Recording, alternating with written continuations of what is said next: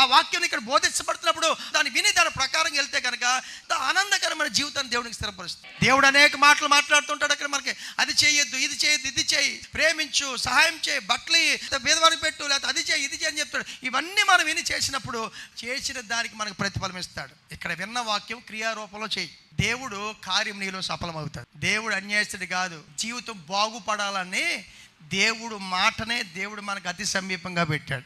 ఆజ్ఞలు దగ్గరే ఉన్నాయి మనకే, ఏం చేయాలో ఏం చేయకూడదు. అందుకే చెప్పిన ప్రతి క్షణం నేను వాక్యం చెప్పినప్పుడు ప్రతిసారి మీకు చెప్తాను, మళ్ళీ ఇంటికి వెళ్ళి చదువుకోండి అని చెప్తాను. నేను ఇలా చేయటం వల్ల మేము ఆశీర్వదించబడి ఉంటే వాళ్ళందరూ అంటారండి, అయ్యి బాబు ఇలాగ చెప్పలేదండి బాబు, ఎవరు చెప్పట్లేదండి బాబా, ఏదో ప్రార్థన చేసి పోమంటారండి బాబు, ఇలాగ మాకు ఎవరు చెప్పలేదని చెప్పి అన్యులు వాళ్ళందరూ విని దాని ప్రకారంగా వారు చేస్తున్నప్పుడు వారి జీవితాలు ఆశీర్వదించబడుతున్నాయంట.